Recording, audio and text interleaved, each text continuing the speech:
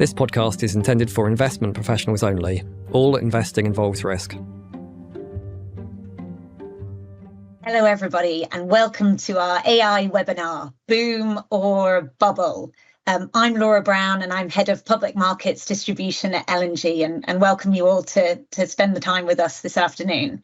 We decided to have this webinar in response to public demand. We've all probably lost count of the number of press articles, conference presentations, LinkedIn posts, if they're a measure of anything in the world, that there are on the topic of AI. Even this morning, I had to lower my voice at the breakfast table to avoid scaring the children when showing my husband an article in the FT with a chart today depicting various economic scenarios that might unfold with the rise of AI. One of the lines depicted on this graph was human extinction, which was rather unsettling over the cornflakes. And needless to say, in the event of human extinction, you see rather a swift drop off in GDP to zero. Although I did think that's human GDP, I guess we can't speak for what robot GDP would be doing in that scenario. For balance, I should say there was also a line that took off into the stratosphere in terms of GDP growth. And I think at the heart of it, this example really helps us kind of illustrate the difficulties that we face when we think about AI in terms of investment and in terms of the wider world. There are so many different scenarios, so many different views, and a wide kind of range of outcomes that people are articulating. I think it's also interesting because it kind of viscerally, intuitively, we all understand what AI is. We're increasingly using it at work, increasingly using it at home. My husband is an avid ChatGPT user. He's also a maths teacher, and he tells me that it's getting a lot better, albeit not perfect, in relation to secondary school maths questions. But when it comes to cryptic crossword clues, it's still nowhere close. So there's hope for humans yet. I'd like to introduce my panel today. I'm joined by Jeffery, who's head of macro strategy, Jason Shoup, who is co-head of fixed income and our US CIO, and Matteo, Colombo, who is a managing director in our private markets business and leads on our digital infrastructure investment. Thank you for joining me. So I'm going to start by asking Chris. Obviously, AI has been one of the dominant themes in the last couple of years from an investment perspective, but perhaps you could talk us through its impact on markets year to date in 2025. Sure. I mean, I was thinking about what GDP per capita means in the human extinction scenario. On the road there, it's very strong. So what does it mean? What has it meant in 2025? Well, most obviously, it's just been a huge tailwind for equity prices and risk assets. So I think AI and the AI earnings growth that we've seen has been the single most important factor to help us dragging markets out of that slump that we saw in March and April. The Magnificent Seven up 25% year to date, and a pretty spectacular 300% over the last 3 years. AI-focused indices have been even stronger this year, with 35+% returns in some cases. So more broadly, though, that tech dominance is quite interestingly in previous years has typically been associated with US outperformance. That's not the story of 2025. So European stocks have kept up. The boring old FTSE 100, full of old industry names of in finance and commodities, has been the outperformer, up nearly 25% year to date. So it's kind of beneath the headlines of AI outperformance. We've seen these kind of interesting cross currents with international diversification paying off more than in previous years. And then also interesting, I think, is the performance of safe haven assets. So you'd normally think when equities are that strong that the bond market has quite a tough time. That's not been the story of 2025, despite all of the headlines around tariffs and deficits and debt trajectories. You've actually seen government bonds rally this year. Can we pin that on AI? Maybe. There's obviously a sort of deflationary or disinflationary version of the future, which AI possibly brings. Credit markets. I'm going to leave Jason to talk about this. Just to note, credit markets had been rallying with equities pretty much all year up until about a month ago, when a few question marks are starting to get raised about the amount of capital issuance that is required to fund the capex spend, and our debt investors, credit investors in the US in particular, going to be people who are going to have to put the money forward. So in aggregate, I'd say a big tailwind. There's been interesting kind of cross currents internationally, which hasn't been true in the previous years of this boom. Safe haven assets seemingly enjoying that slight disinflationary trend, and credit, well, that's one for Jason. He's the expert on the call. That's great. I guess it feels early in this call to ask this question, but I guess the thing on everyone's minds is, of course, do you see this as an AI bubble? And yeah, I've got to ask you to give us your thoughts on that one.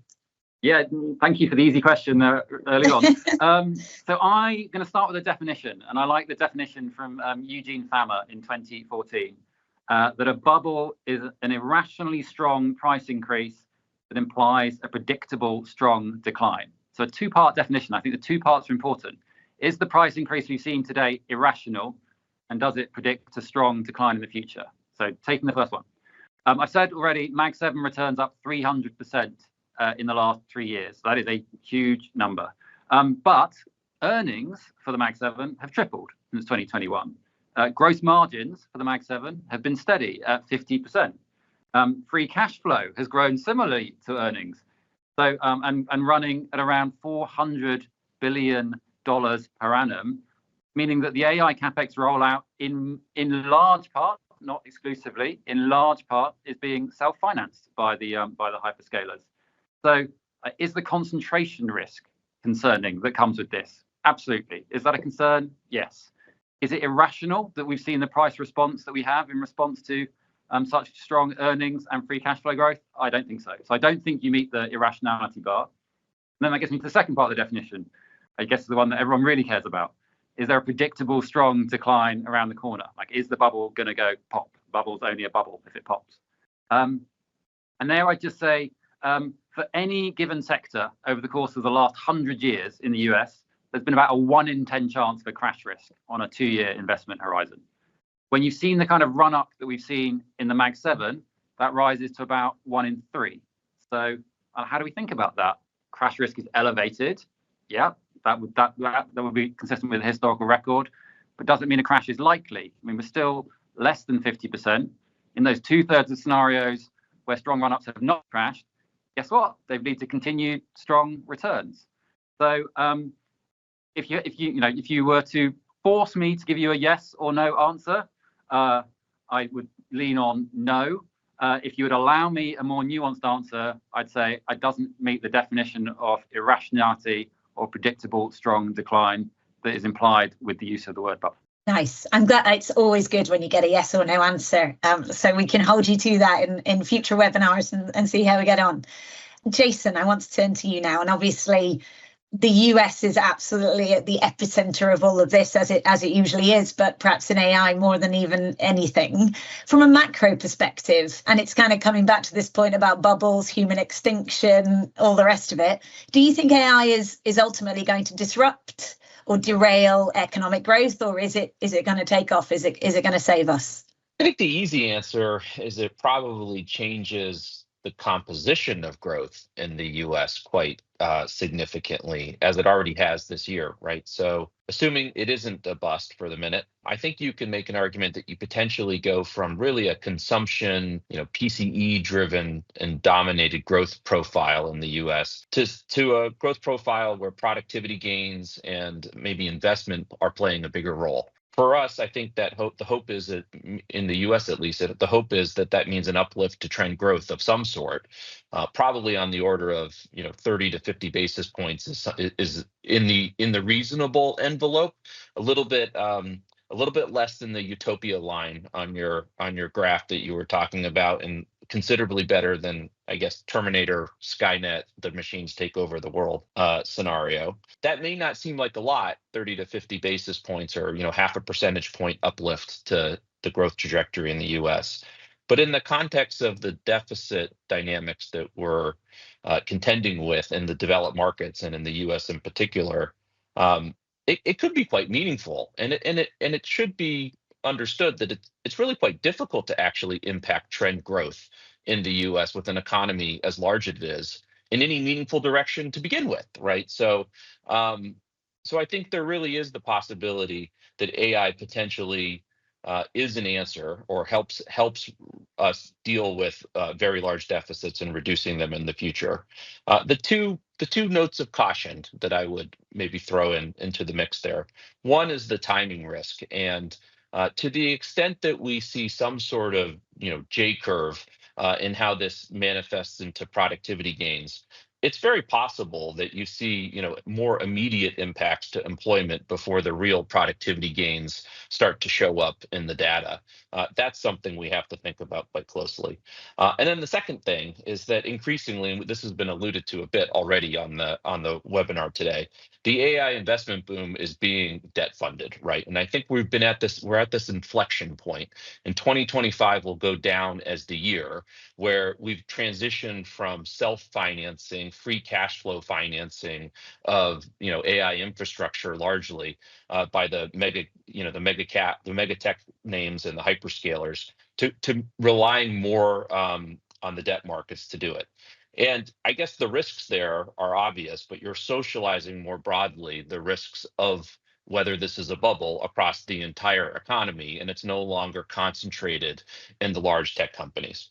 Now, we kind of just heard Jason talking about the AI boom's implications in the bond market. It also has huge digital infrastructure implications, a lot of that being financed through the private markets, not just public markets. So what sort of infrastructure is most affected, and how do you see that demand evolving? Yeah, it's a prescient question, Chris, and one that we are both benefiting from and equally thinking about intensely. Digital infrastructure sector has grown in the last few years to become the largest subsector of infrastructure alongside clean power. Together, they make up something like 2/3 of the infrastructure spend. It's worth just taking a step back to also consider that this sector, digital infrastructure here in Europe, really only took off from 2018, which is probably when everyone on this call first remembers starting to do streaming. And so as a result, generally investor allocations to this sector are relatively underweight compared to portfolio allocations more broadly. So that is worth bearing in mind. And within Europe, we are less allocated to the sector than in the US. The tech companies are predominantly American. Digital infrastructure took off really 4 years ahead in the US versus Europe. So allocations over here are less significant from an investor perspective. So that's one kind of macro investment perspective to bear in mind. On the digital infrastructure side, it's on the topic of AI. It's also worth just considering the demand side. The demand side is not driven predominantly in the market by AI. AI today accounts for 5-10% of the market. 60 to 70% of the market demand today is cloud, with the remainder 20-30% being enterprise demand. Clearly AI is the fastest growing. It's growing 30%, cloud kind of more on the 20%, and enterprise in the 10%. So in terms of AI being kind of driving the use of infrastructure and the opportunity, that's not actually correct. It's cloud and enterprise that is driving the digital infrastructure demand. AI is a incremental growth on top. On the digital infrastructure side, supply, in particular in data centers, has dropped to kind of all-time vacancy lows, so in the low single digits. The infrastructure takes something like 5 to 10 years, up to 15 years to bring on stream. So in terms of risk of oversupply, one can look forward into what's coming on stream and get comfortable, with that supply-demand dynamic, that there is not kind of, as a result, near-term oversupply coming on stream. There are nuances. There are facilities being built for build-to-suit hyperscale demand. There is facilities that service the range of kind of demand, and depending on your current exposure to the sector, you might invest in different manners. But we are investing in a diversified portfolio across different types of kind of digital infrastructure product, and not overweighting one versus another, because therein kind of creates some risk. I think there are clearly some drivers that are stronger than others, and depending on your existing portfolio, you can overweight some versus others. There's also geographics that come into it in terms of both where demand is stronger because of, for example, power costs, for example, political policies. So again, we take a diversified approach, and I'd be happy to chat on any specifics. But that, I hope, gives a flavor a little bit on the digital infrastructure kind of universe side. And certainly, as Jason said, the exposure is more heavy on the US side, where the tech players are, based, and also where it has commenced, or the sector has started 3-4 years ago. What we see happening in the US will happen more so into Europe on a delayed, lagged basis. No, that's very interesting, Matteo. And I guess that idea around, I suppose, some of the myths of AI, digital infrastructure, and what's driving the returns and the investment opportunity is very interesting. You mentioned power briefly there, so I'd be very interested in your thoughts. Yeah, thanks, Laura. On the power side, again, it's actually a first time since the Industrial Revolution that we're talking about being short of power. Until relatively recently, and all of this again is recent, as I say, like digital infrastructure is less than 10 years old, and so with the kind of deindustrialization of the developed economy, we actually had surplus power across the world for a substantial period of time. We now have the electrification. And again, it's important to understand digital infrastructure is not running on combustion fuels. It is electrical. So it's downstream the sources of the energy that one needs to consider.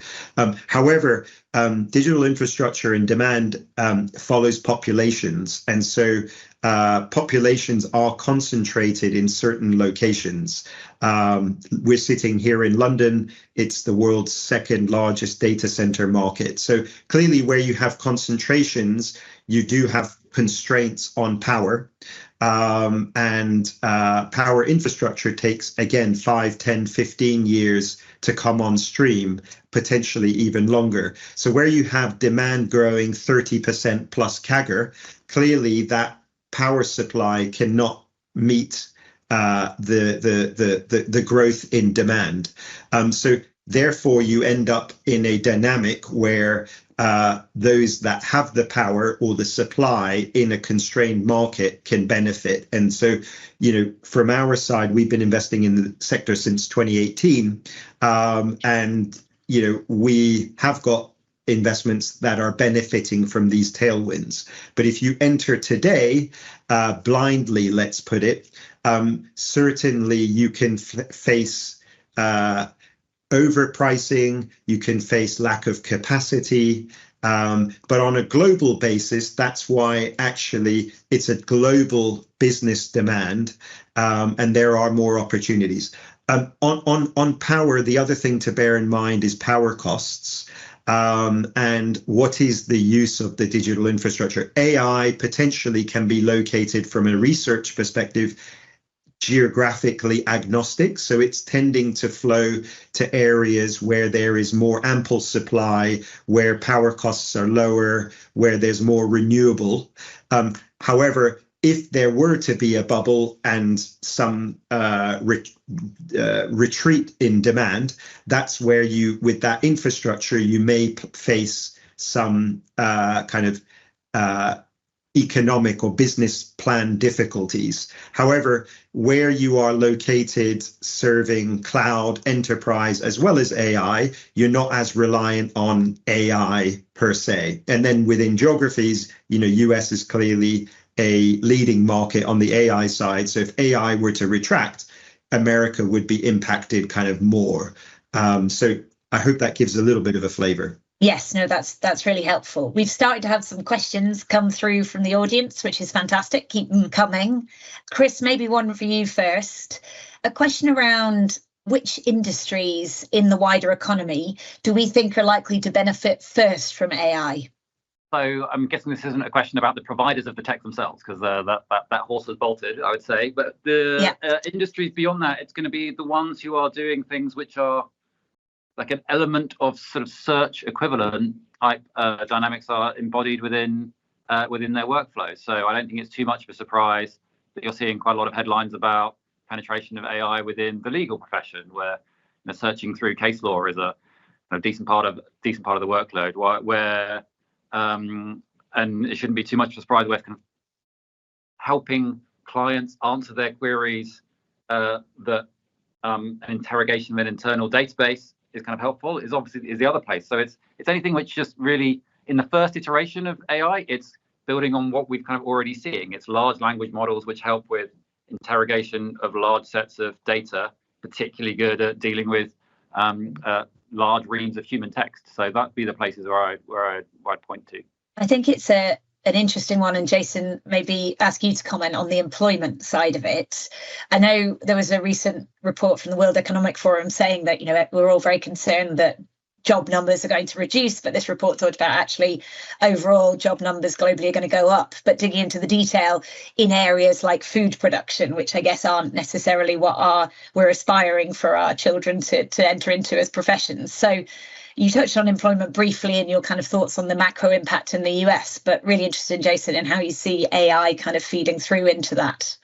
Yeah, I think first of all, we don't know, and I think there's a credible case on both sides here that anytime that we've historically seen big technology innovation, we do tend to get concerned about potential job losses, and the history of the world so far is that it ultimately creates jobs, right? But I do think at the same time there's something unique about what AI can potentially offer, and we shouldn't necessarily rely on that historical contribution or that historical experience, and just not worry at all that there will be some sort of employment dislocation or job losses on net.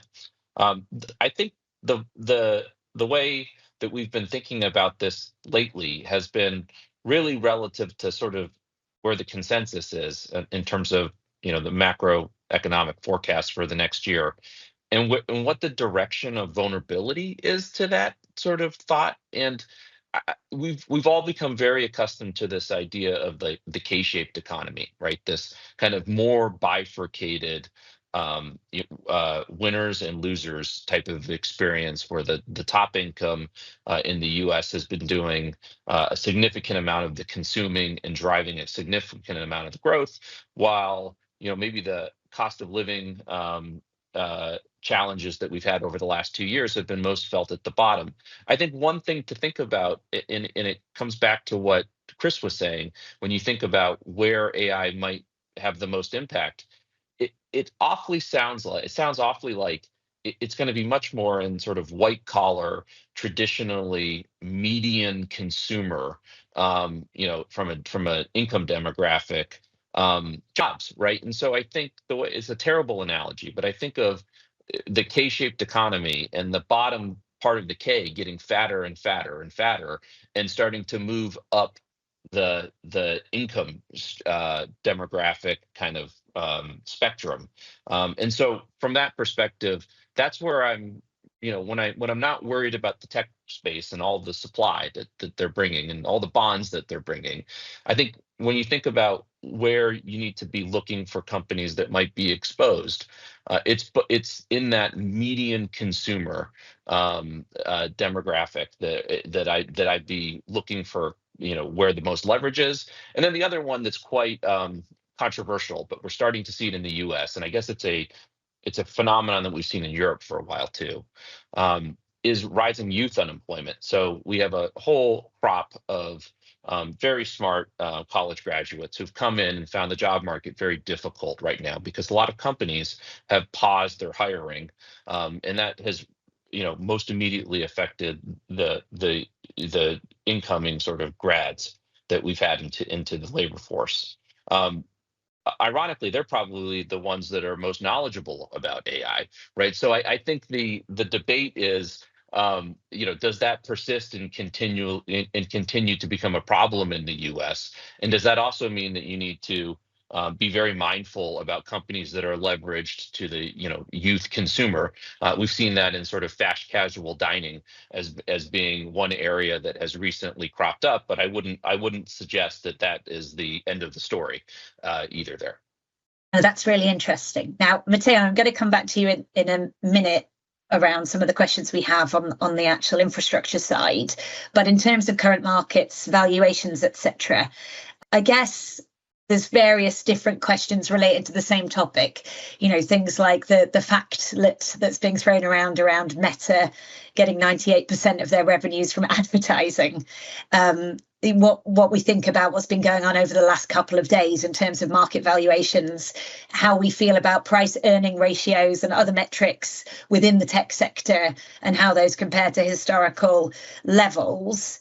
And one other bit just to add into that around the extent to which the companies in that Mag 7 are kind of connected with each other. So the correlation in terms of the stock price movements being potentially more indicative of a bubble. I know I've said a lot of things there, Chris, but maybe start with you and your thoughts on that. And, I don't know if Jason would have anything to add as well. Yeah, okay. So I'd say that if we kind of think about the last few weeks, I guess that was one of the things that you asked about. In the last few weeks, we've seen the market digest an earnings season that at face value has been pretty great so far, that we've seen a very healthy kind of upside surprise in earnings kind of on a market weighted average basis, that we've seen earnings growth year on year remain in double digits for the US, and no kind of serious misses from any of the kind of the really sort of the big market favorites.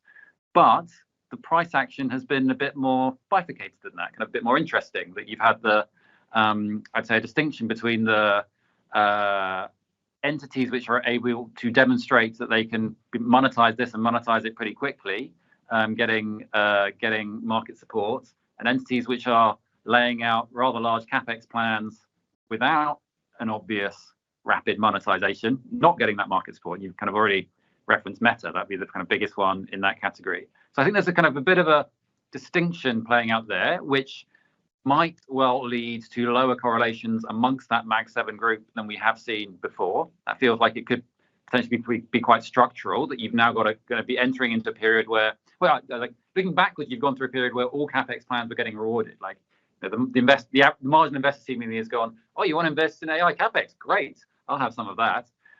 Whereas now it's just, like a distinction is being built into market pricing, and if you looked at like Meta's projections, for example, there was not a rapid path to monetization at all of that large capex spend. So I think that's one kind of point of distinction. The other point of distinction is kind of one we've already alluded to, that you've had a bit of a drift apart between the way that the US investment grade credit market is behaving and other risk assets. So none of that kind of drift wider that's material in high yield spreads, none of that's been material in European IG spreads, but something notable in the US market is taking place. It's always a bit dangerous to be sort of pinning it on this one factor, but it does certainly feel like that's the story.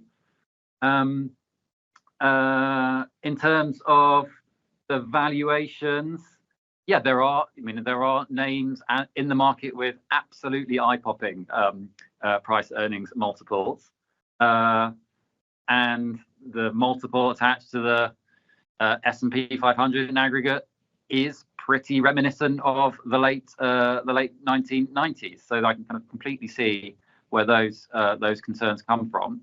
But I think the big point to make is that thus far that has been validated by regularly consistent double-digit earnings growth at the index level, and that's going to be the thing that sort of ultimately makes. I feel like I've got to go to Jason for what is. I mean, Yeah. Usually our fixed income has a more pessimistic perspective, but go on, Jason. I'll give you a rather long answer to kind of come back and talk a little bit about investment grade and what's been going on over the last few weeks here. So we've already talked about this a bit, but I think you can easily say the cat's out of the bag that the debt markets are going to play a big role, right? So over the last 3 to 4 weeks in the US, you've had Meta come with a $30 billion deal. You've had Oracle come with an $18 billion deal. You've had Google come with a $24 billion deal across both the dollars and the euro markets. You've had, I guess I would call them pseudo-private JV deals from that involve Meta and involve Oracle, that probably account for another, $50 billion of capital that's being raised or so. And then you've had a handful of high yield companies that are also data center builders that have been in the market raising debt for another 10 or $15 billion of capital as well. The idea that a Meta can wake up one day and come to the market and issue $30 billion with no advance notice is really quite a big shift for investors. The only previous times that we've seen that have really been for M&A transactions, and those are usually well telegraphed. There's investor roadshows, there's an opportunity to ask questions. The market gets well prepared before it lends that much money. Over the last few weeks, we've changed that paradigm quite significantly. We have these large companies that are coming to the market and essentially doing what we call drive-bys. Everyone, I think, is waking up to the idea in the markets, in the debt markets at least, that this is going to continue. And it's quite possible, if you look at the CapEx forecast, that the numbers are just staggering, right? That if you sort of extrapolate out into the out years. I've been paying a lot of attention to various CapEx forecasts over sort of a 3 and 4 year horizon. And I would say that the differentiation at the low end versus the high end is huge. So we've seen forecasts of anywhere from $3 trillion of spending and CapEx investment needed over the next 3 to 4 years, to almost double that from McKinsey in the $7 trillion zone. We mentioned this before, that the ability for the mega cap Mag 7 hyperscalers to fund that with free cash flow has started to hit a limit. Doesn't mean they aren't going to use their free cash flow to do it. And as Chris pointed out, you're starting to see the market differentiate between potentially companies like Oracle and Meta, who are in some sense using all of their free cash flow now to invest, and have taken their free cash flow negative in some cases going forward in order to make these investments that, and I think this is a crucial point, they believe may be existential, right, to their ability to continue to be in business 10 years from now. I just want to kind of bring some of those numbers to life, because when someone says there could be $3 trillion of CapEx investment, we hear trillion and it kind of, there's zero context for it in our reality of how to make sense of that into a financial market. The way I think about it is, if you take that $3 to $7 trillion over the next 3 to 4 years, it essentially implies somewhere between 500 and maybe $1 trillion of bond debt that needs to come annually to help support this and support, add to what's going to be spent from free cash flow. what does $500 billion to $1 trillion mean in the bond markets, right? If you look at all of the U.S. bond markets away from the Treasury market for a minute, they grew or are on track to grow this year about $1.5 trillion, right? So growth across every bond market, public, private, securitized, investment grade, high yield, the mortgage market, everything that's not a treasury in the US. That entire combination of bond markets grows about $1.5 trillion a year.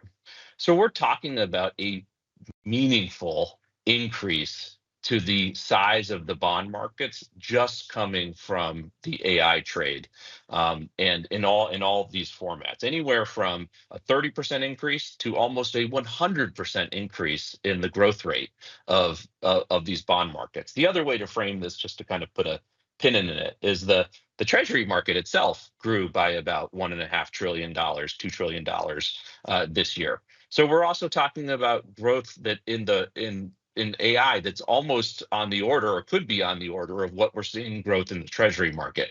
That's just staggering. And it's probably the biggest step change that we've seen in the growth rate of bond markets in the last decade or 2 decades, or perhaps even longer. And I think it begs the question of, how are you going to suck in or attract that much capital from elsewhere in the world and in people's investments to fund it? And I think the logical answer is you're going to need a new sort of equilibrium level, right, of return or spread or whatever metric you want to use to attract that capital. So not to put too bearish a spin on it, but that is the sort of fixed income kind of perspective, and why, you know, the investment grade market, which is sometimes the least volatile, least interesting, least sexy kind of market out there, is sending the, you know, beginnings of the warning signs, I think, more broadly around how important this could be as a change in the dynamic. Thank you. Can I just come in with one tiny bit of, I really like that way you framed it, Jason. Just kind of would frame it, another way you could frame it is to think about this relative to GDP. So $3 trillion is roughly 10% of US GDP. If we kind of think back to the huge German stimulus announcements at the beginning of the year, that was a kind of similar sort of number being spent on defense and infrastructure. So I guess the point would be, AI is not the only story in town here. You've also got a European economy that's kind of rearming, reinvesting in physical infrastructure.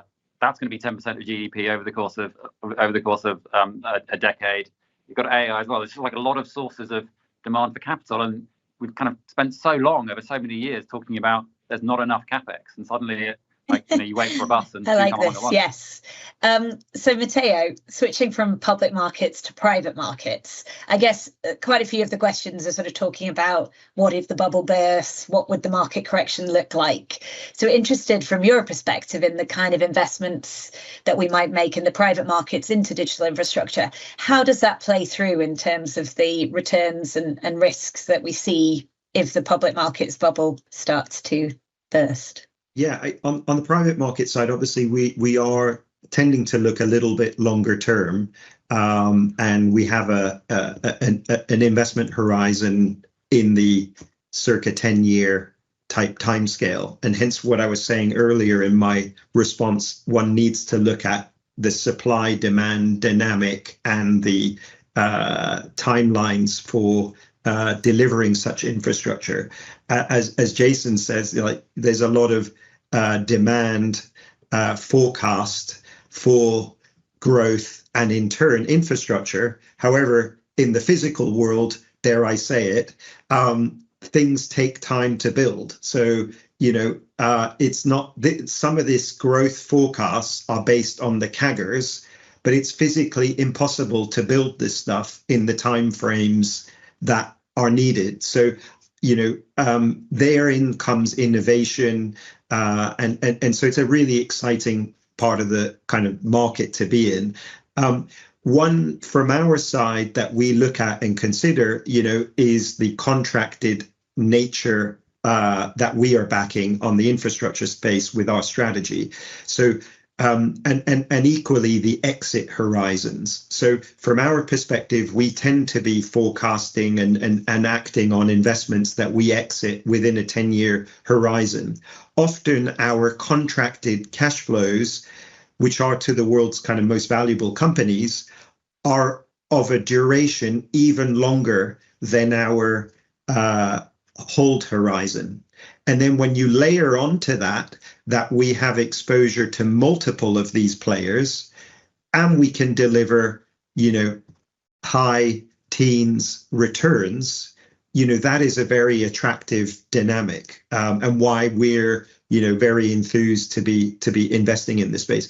I mentioned the sector kind of really took off from 2018. Back then you had, Microsoft, Amazon, Google. Today we're talking about Magnificent Seven. It was Magnificent Three, and before it was, at the start of the .com, it was like Magnificent One type thing. So the one thing about AI is it's democratizing compute, and that's a really, really great thing, because what that means is people are worried about the power of these big companies, but actually the democratization of compute means that there are other companies that can compete.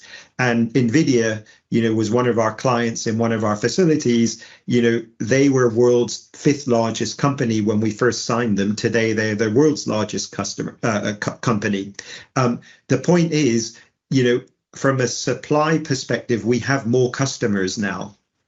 So that is a good thing in that it's taking away power. But equally, my point is you don't necessarily want to have all your investment exposure with one customer. On the AI side, there's a self-policing aspect in that we can't get debt lending against neo-hyperscale AI names. That in turn limits the potential growth of them and exposure to leverage on those names. So there are a number of dynamics that, self-police some of this, and increase competition on a limited supply capacity makes one able to have some visibility on investments, and get comfortable with, investments of a 5-7 year horizon. No, that's really interesting. So we haven't got much time left, but I just have had lots of questions, and I wanted to ask you this one, Matteo, which was around, the importance of data centers, digital infrastructure to kind of the very workings of society. And if there is a risk in terms of these kind of companies, these kind of situations becoming too big to fail, a need for government backstops, systemic risk around all of this. What are your thoughts on that area? Well, it's obviously a very broad question you've asked. I'm afraid, yes. But one thing I would like to say is that I see data centers, digital infrastructure as the solution to renewable power. We as a society need renewable clean power. Electric vehicles, as we're seeing, are not going to get us there in its entirety. Economics comes into play. Jason's been talking about credit. In order to fund something, you need a contracted cash flow with sufficient credit quality to anchor a large infrastructure spend, which is very sizable in amount. So, building nuclear, building large scale renewables, you need a counterparty contract and size and scale that the hyperscalers with data centers can offer.